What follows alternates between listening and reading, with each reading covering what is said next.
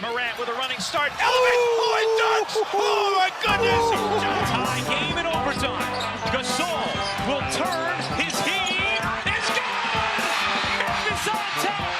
7-10 remaining. Conley now with three. Count it! A 15-point lead for Memphis. And Blake Griffin gets into it on the floor with Randolph. Hard to tell if there are any punches being thrown under there, but Griffin took acceptance. Adams going long. Morant! He hit it! John Morant, insanity! You gotta be kidding me. Welcome to Grits and Grinds, a Memphis Grizzlies podcast. My name is Keith Parrish.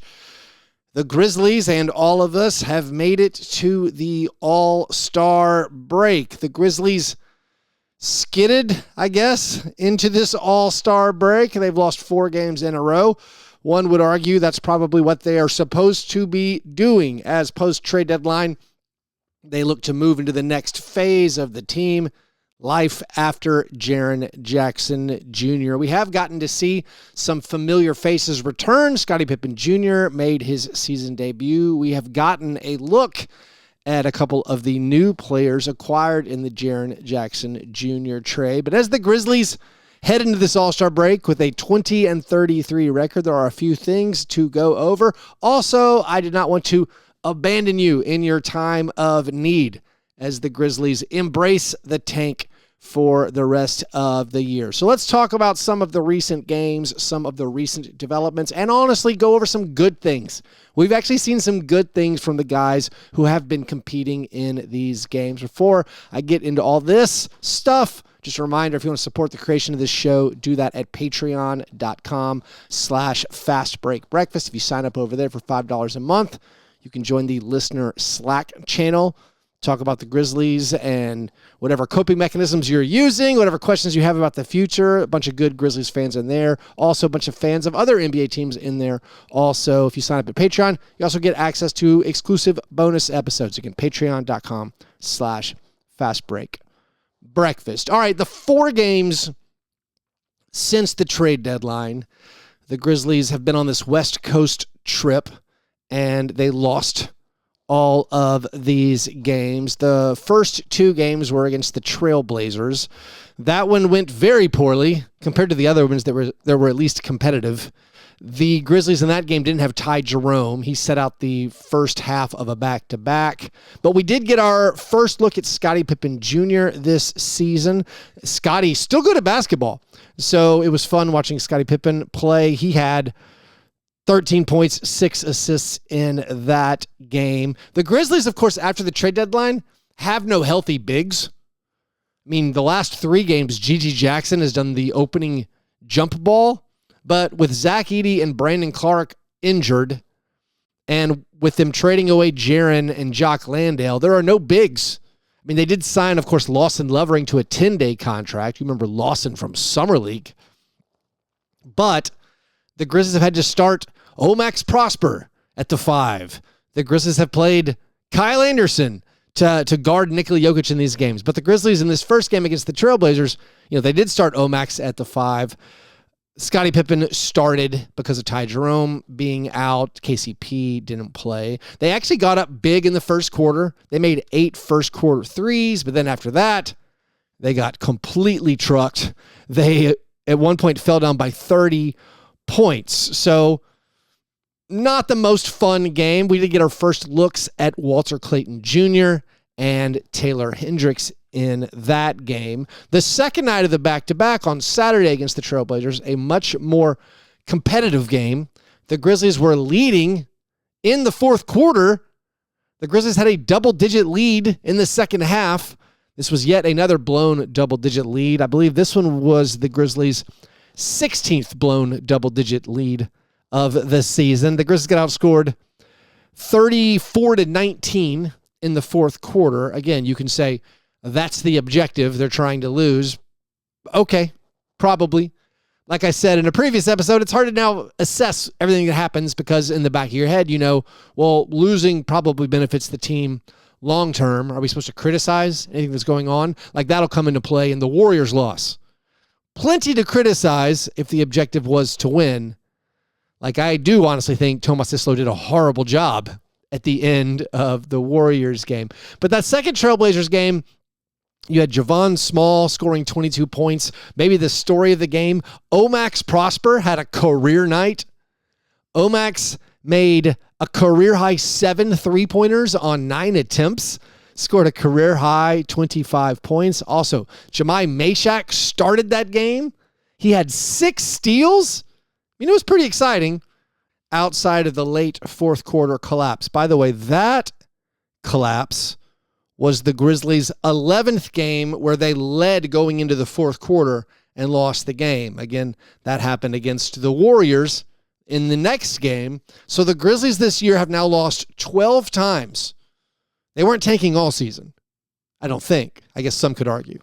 They've lost 12 times now when having a lead at the end of the third quarter. That is by far the most in the NBA. I'm going to say by far the most. The Pelicans have 10.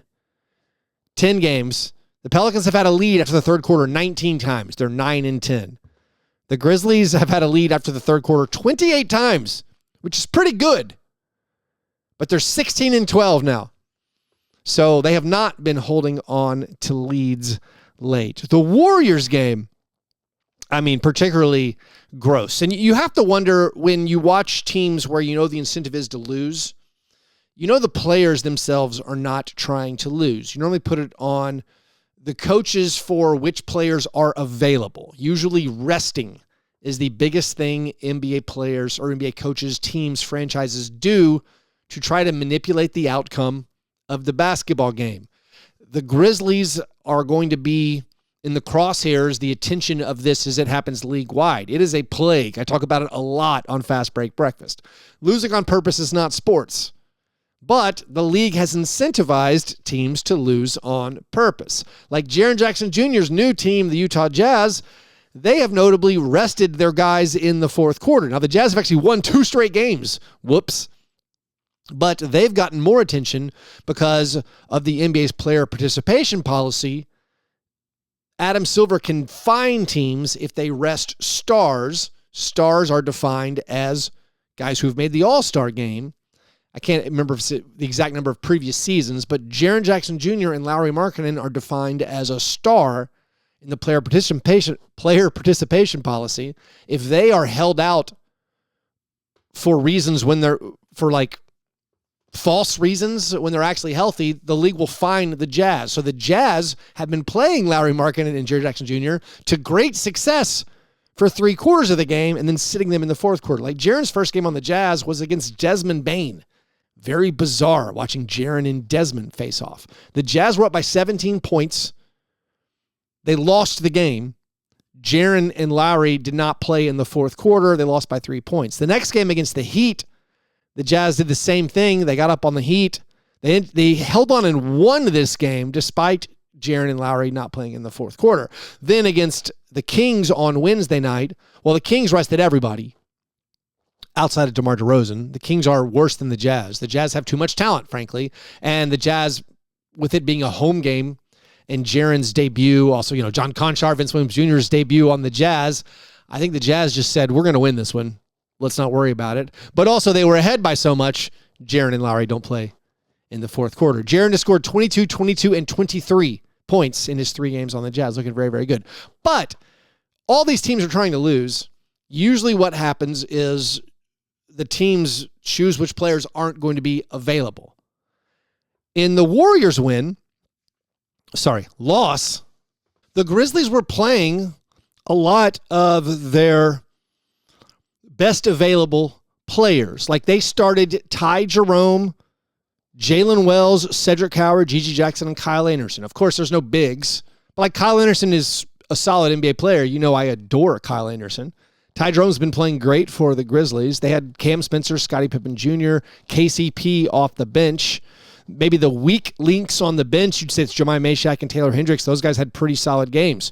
Jemai Mashak had 17 points, was 8 for 10 from the field in that game. Also, the Warriors not really starting their best team.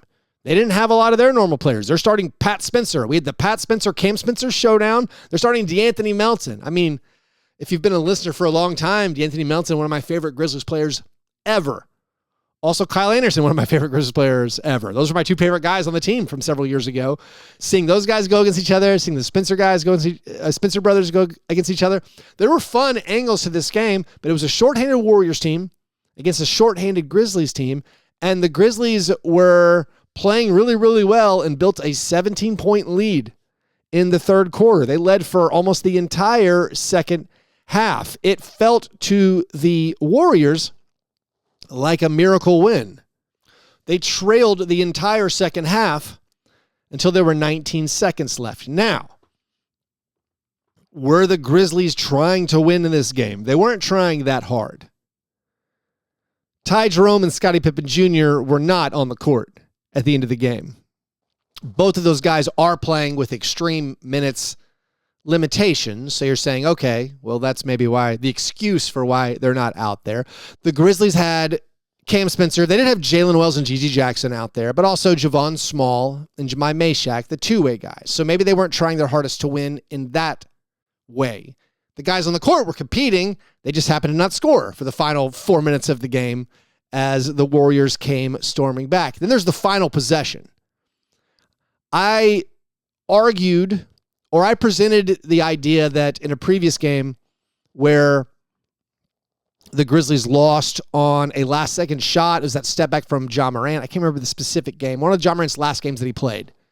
The Grizzlies did not call timeout to advance the ball. They played it off a defensive rebound, came down in transition. Everyone's like, why didn't you call timeout? I was like, it's fine. I don't have a strong opinion either way.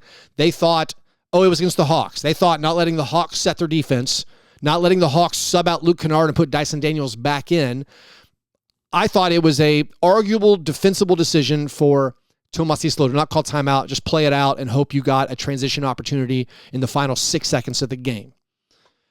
In this one, I don't think it's a big deal they didn't call timeout when they got the ball back with 19 seconds left. But the possession completely fell apart. It completely fell apart. They had nothing. And to not call a timeout with 10 seconds left, 8 seconds left, as there is a scramble in the paint, as no one is looking at the rim, eventually turned into a Cam Spencer awkward. He went up to shoot, and he wasn't really open, and he thought maybe Jemai Meshack would cut to him, so he threw a little soft pass. Meshack went to rebound. Cam just kind of let go of the ball. It was an ugly look, and it felt like another instance where you could argue Tomas Islo froze in the moment. How are you not setting up a better play? After everything breaks down, you have a non-normal lineup. Of course, these guys have never played together. It felt like not a good coaching job. And so I do think it's fair to criticize, despite the fact that you could say the loss helps the Grizzlies. I thought that was a pretty ugly moment from the team and a poor coaching job. Of course, no one could ask Tomas Islo after the game about the decision because no one's there covering the team because capitalism doesn't support covering NBA teams on the road, as it turns out. But that was an ugly loss. Then the Grizzlies took on Wednesday night. They played the Nuggets, and we had, again, Kyle Anderson guarding Nikola Jokic. Lawson Lovering was out there in the final minutes, making his NBA debut. The Grizzlies were tied with the Nuggets. I mean, you got to commend the guys who played. Cedric Howard didn't play this game because he banged his knee against the Warriors. The Grizzlies were in it. This one is not like that. This is one of those tanking losses where you're like, hey, good job. I'm proud of you guys for playing so hard. It wasn't the scenario where when you get up by 17, you're up double digits in the fourth quarter. It feels weird when you blow those games, like against the Warriors. This one, I think you just commend the guys for playing hard. And I will say, there have been some good things. I know maybe I spent a little longer going over the last 4 games than I planned to, but there are a lot of good things we've been seeing in the past week, like Scotty Pippen Jr. Making his season debut. Scotty Pippen Jr. is still very good at basketball. He's been the 6th man coming off the bench when he plays behind Ty Jerome. Scotty looks solid, good defender. He's still getting those steals. He's a good finisher. I know maybe the league is sort of trending away from smaller guards, but Scotty Pippen Jr. still looks very, very good. Ty Jerome is really fun. He's really fun to watch play. He makes a bunch of wild shots, a lot of interesting floaters and runners, a good shooter. He's only been playing in 20 minutes per game, but he has been really, really solid. Jaren Jackson having the best stretch of his career by far. Maybe he hasn't had as many poster dunks in the last few games after that incredible streak of posterizing a guy in 5 or 6 straight games, but he had a season high 21 points against the Nuggets. He looks good. Looks like maybe a piece they want to keep around and could play a role when things get serious again. I mean, I don't know if that's next year. That's another issue with where the Grizzlies are going. Are they going to try to compete next year? Who knows? But Jaren Jackson has been playing well. He, a bit of trivia, he moved into 24th. He's tied for 24th in franchise history now in made three-pointers after the Nuggets game. He passed Grayson Allen and is now tied with James Posey. By the way, he has an outside chance at hitting the top 20 in franchise history in made three-pointers by the end of the year. He needs 33 makes to catch Mike Bibby at 20th.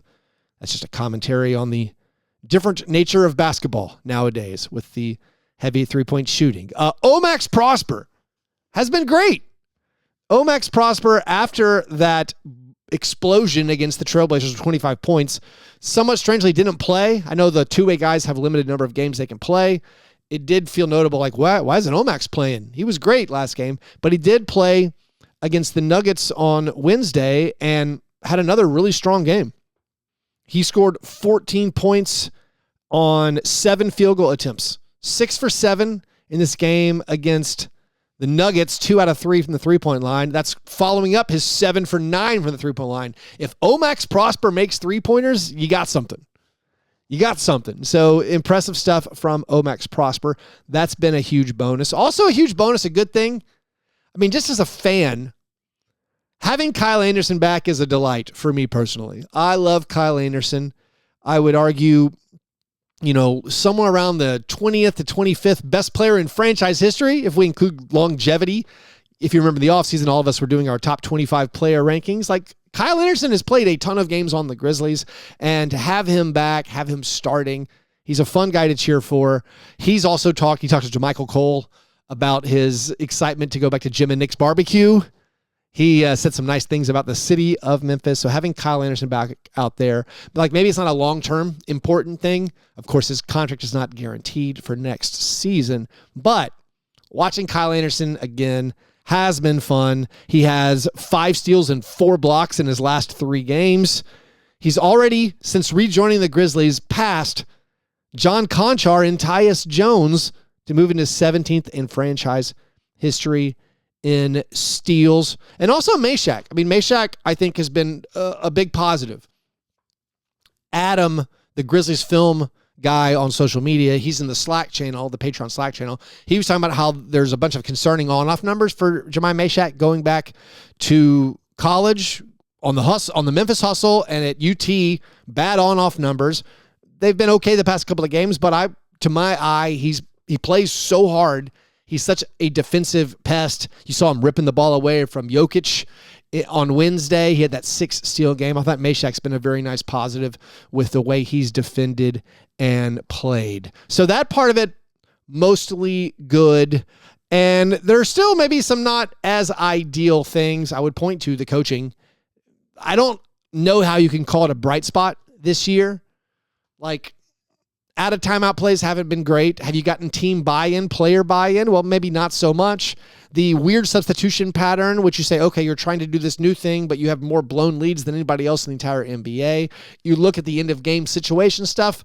None of that seems ideal. And I usually don't try to assess coaching because I don't know enough about NBA coaching. I don't know enough about NBA playbooks to usually assess coaching, but I do try to observe. Do I agree with the players who are going out there? Do I agree with the rotations? Do I think they're handling end-of-game situations well? Do I think they're handling out-of-bounds plays well? And all that's been very underwhelming. And you could say he's never had a point guard and a center all season. That's all fair. But again, based on what we've seen, I don't know how you'd give Tomas Isolo like this great passing grade. This even goes back to last year. Like, what did he do that another NBA coach would not have done? What has he done better than we would have anticipated for the circumstances?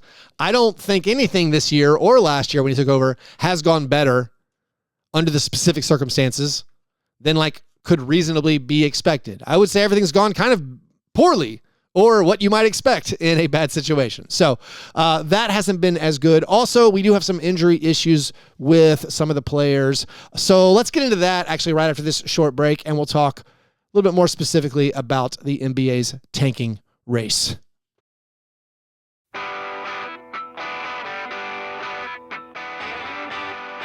All right, so Cedric Coward did bang his knee against the Warriors, missed the game against the Nuggets. I guess we're now monitoring to make sure it's not a serious injury. It's not believed, my understanding is, to be a serious injury, but it does possibly jeopardize his involvement in NBA All-Star Weekend and the Rising Stars game. Cam Spencer, Jalen Wells, and Cedric Coward are supposed to play on Friday night for the Rising Stars game. I hope he's able to do it. I feel like it's important for your players, for Grizzlies players, to be able to participate in any national showcase thing, even if it is something I might not watch, even if it is something as low profile as the Rising Stars game. I think just getting in these things, getting your name out there, it's good long term, and it's good for the team. It's some positive publicity, so I hope he's able to compete in that and doesn't jeopardize, at least for the rest of the year, not making an all-rookie team.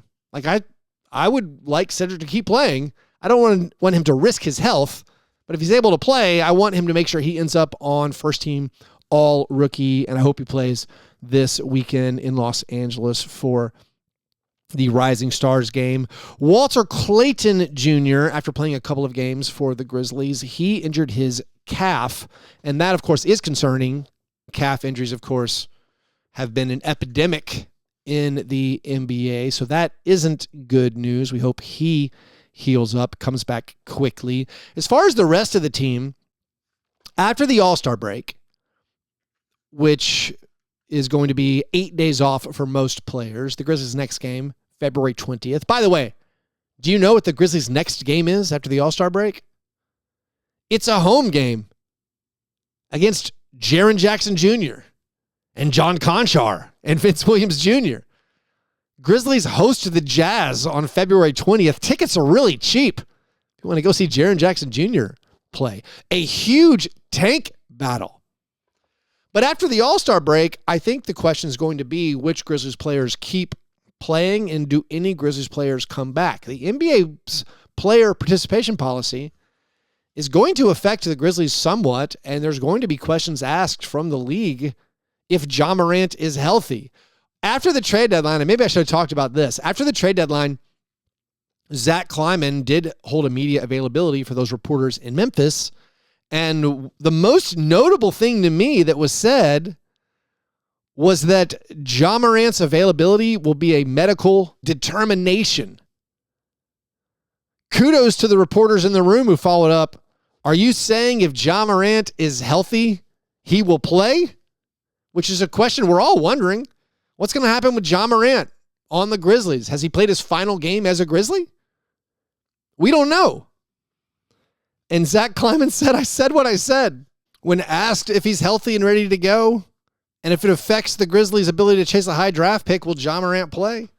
Zach Kleiman said it's a medical determination only. That's very interesting. So will we see Ja Morant again? Will Zach Edey and Brandon Clark return? Will Brandon Clark play a few games just to get some of those under his belt, to give his body confidence again? This is exactly what happened a couple of seasons ago. Will we see Zach Edey? Will we see Brandon Clark? Will we see Ja Morant?